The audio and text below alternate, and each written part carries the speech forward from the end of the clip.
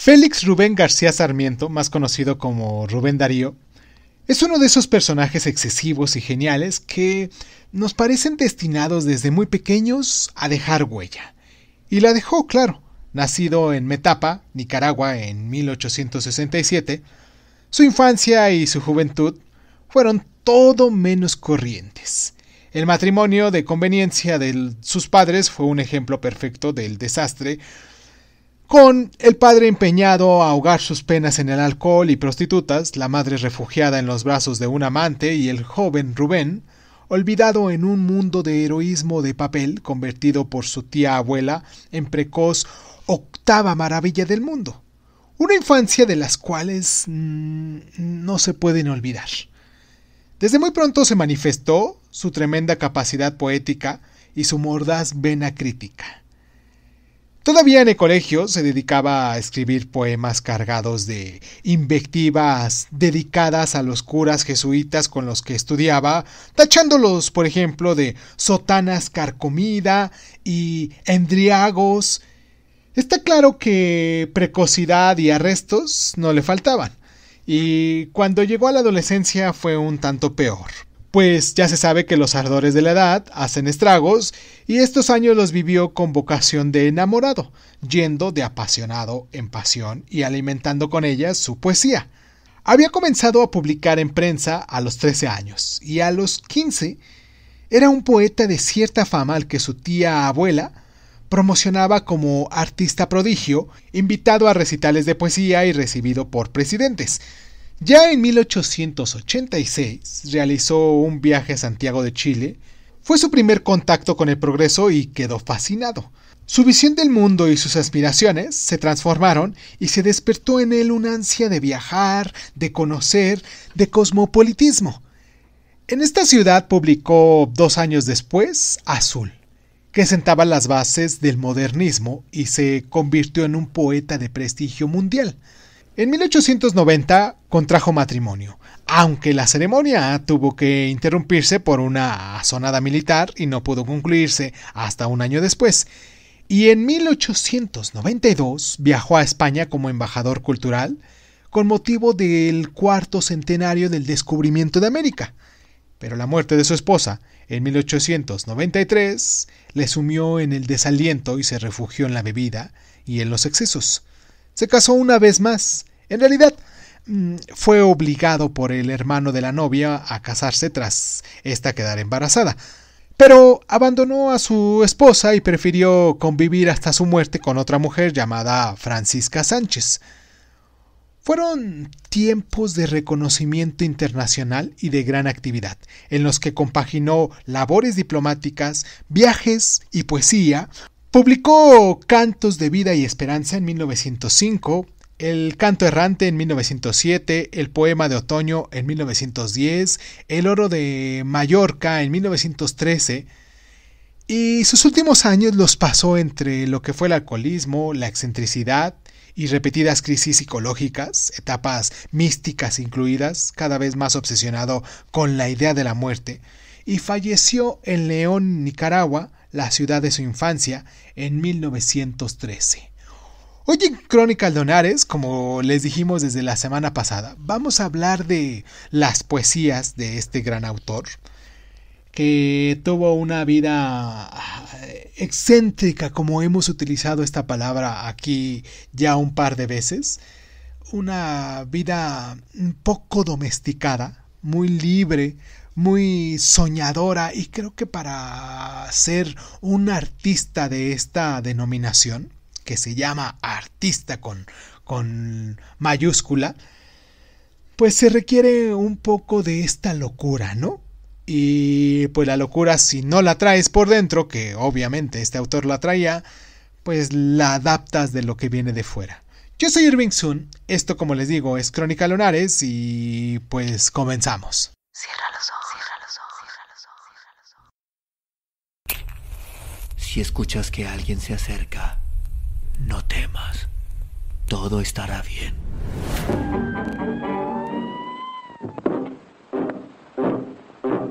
Oh, I'm going down to St. James'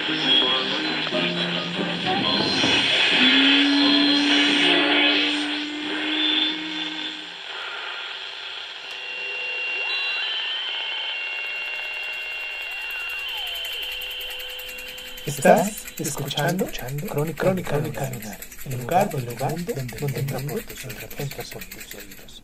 Bienvenido. ¿Qué es lo que diferencia a Rubén Darío de tantos otros poetas? Básicamente que fue un profundo renovador del lenguaje y de las formas e influyó definitivamente en generaciones enteras de escritores en un momento en el que la poesía en castellano atravesaba un periodo de aquisolamiento y repetición de fórmulas trilladas. Hombre atormentado por la insaciable sed de vida y experiencias, constantemente insatisfecho, contradictorio, desequilibrado, apasionado y rompedor, su poesía refleja la intensidad de sus experiencias y de sus anhelos, la búsqueda constante de la plenitud de los sentidos y el rechazo a las normas y tradiciones poéticas precedentes. Es un maestro del ritmo, de la sonoridad, del lenguaje y de la plástica. Sus primeros poemas mezclan tradicionalismo y romanticismo, en la línea de Gustavo Adolfo Bécquer, aunque con una temática un poco más social.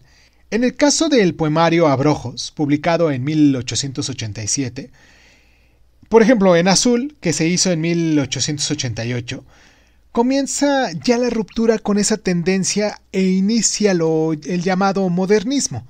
Después viajó a París, donde entró en contacto con los poetas simbolistas y parnasianos, que provocaron en él una profunda transformación en sus concepciones poéticas y le dotaron de una visión mucho más universal. A partir de ese momento se desarrolló su poesía más innovadora, que se caracterizó por la búsqueda incesante de la belleza, en su opinión, la labor fundamental del poeta, y la utilización profusa de metáforas y de los símbolos. De este periodo son obras como Prosas profanas y otros poemas, hecho en 1896, y Cantos de vida y esperanza, hecho en 1905. La originalidad de Rubén Darío radica en haber sido capaz de captar y plasmar el espíritu y los gustos de su época. Formalmente, su poesía es muy refinada y temáticamente se preocupa por cuestiones universales, desde las más íntimas como lo que es el amor o el erotismo, hasta las más públicas como la historia o la política, y estilísticamente es un genio lírico que maneja el castellano con tanta elegancia y precisión, pero que también lo renueva con términos y figuras de gran impacto. Por todo ello ha ocupado un destacado lugar en la historia de la poesía.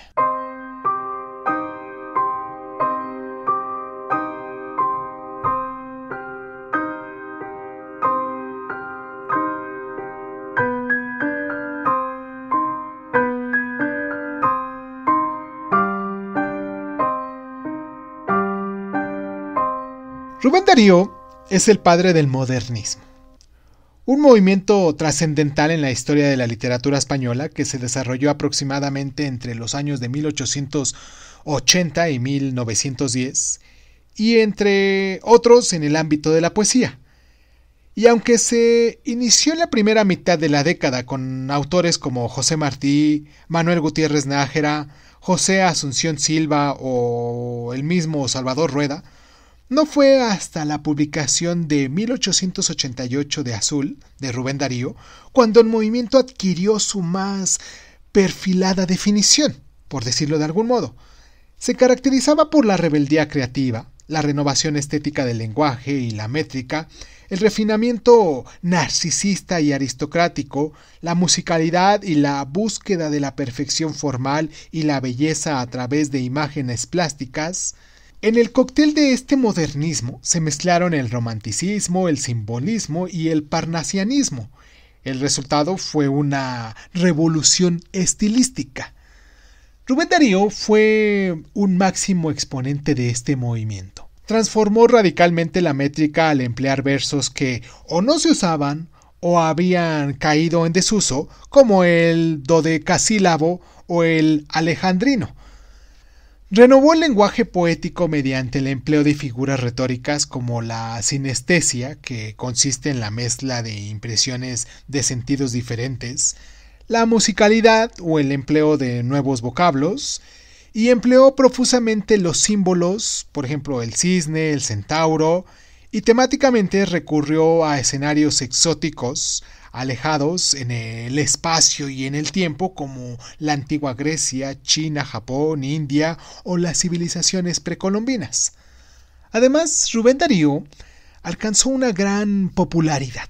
Siempre renovó la poesía en castellano en un momento crítico y ejerció una poderosa influencia sobre los poetas posteriores. Eso sí, también recibió numerosas críticas por su superficialidad, sus excesos retóricos y su tendencia a la fantasía escapista.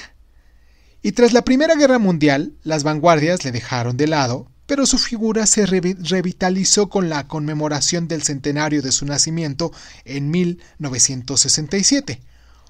Hoy en día se le considera el más importante poeta que escribió en castellano fuera de España. Sin embargo, no ha sido muy traducido, por lo que no es demasiado conocido fuera del ámbito hispanohablante.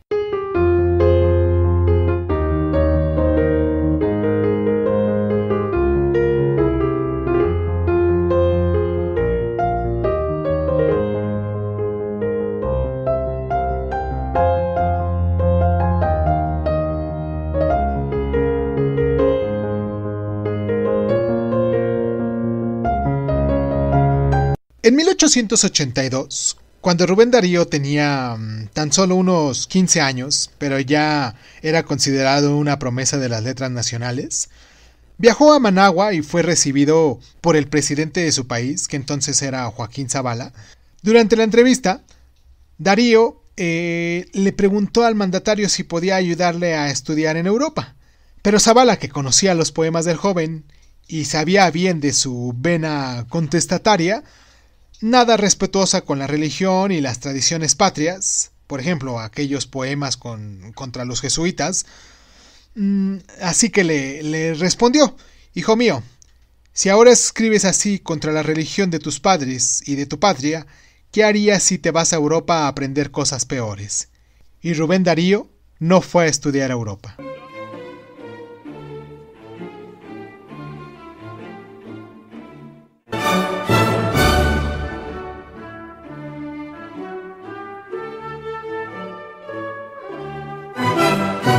Rosario Emelinda Morillo fue un amor de juventud de Rubén Darío, objeto de su adoración adolescente y con la que proyectó casarse cuando él tenía más o menos unos 15 años y ella 11, y terminó por casarse con ella, aunque a la fuerza, porque la vida da muchas vueltas.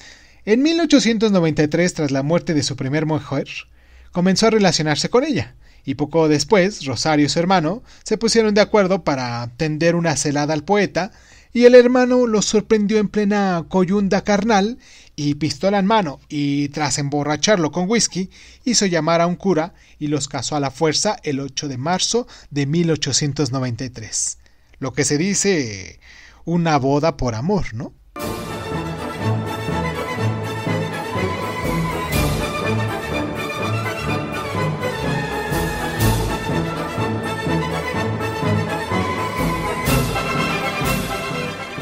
Los amantes de la poesía modernista están de enhorabuena, pues el movimiento fue prodigio en poetas de calidad que merecen ser recordados y leídos. Entre ellos destaca el insigne Premio Nobel de Literatura en 1956, Juan Ramón Jiménez, y aunque su actividad como creador superó ampliamente el ámbito del modernismo, sí se encuadran en él sus primeras obras, lo que es Rimas, Jardines Lejanos, Elegías. Todas ellas ejemplos de la emotiva sensibilidad de este autor. Su famosa obra en prosa poética, El platero y yo, también se encuadra en este periodo. Representantes destacados del movimiento en Latinoamérica fueron el uruguayo Julio Herrera y Racing, el cubano José Martí, con sus versos sencillos, y el argentino Leopoldo Lugones. Y en España, aparte de Juan Ramón Jiménez, destacan Salvador Rueda, en Tropel, Fuente de Salud, y Francisco Villaespesa, con sus libros La Musa Enferma, El Alto de los Bohemios, Rapsodias y Tristitiae Rerum. Pero muchos otros poetas también se adhieron al modernismo en algún periodo de su vida, como lo fue el Antonio Machado, por ejemplo, con sus Soledades, de su hermano Manuel Machado también, Valle Inclán, Jacinto Benavente, Eduardo Marquina, Gregorio Martínez Sierra y Emilio Carret. Ecos del modernismo aparecen todavía en Federico García Lorca, del cual ya tenemos un programa, y el chileno Pablo Neruda, del cual vamos a hacer también un programa. Este estilo modernista extendió también su influencia a poetas portugueses y brasileños, entre ellos Fernando Pessoa y Mário Sá Carneiro. Espero que se den la oportunidad de buscar algunas de estas obras de estos autores de los cuales hemos nombrado aquí. Y si no, pues también se pueden echar un clavado aquí en el programa, en programas anteriores que ya hemos hablado de algunos de ellos, sus biografías, sus obras o alguna obra en particular de estos autores. Y pues nada, les mando un abrazo muy caluroso. Espero que se encuentren muy bien. Les mando un abrazo muy caluroso. Espero que se den el chance de que nos puedan comentar sobre lo que hemos estado hablando el día de hoy. Y pues nada, yo soy Irving Sun, esto fue Crónica Lunares y pues muchísimas gracias por estar.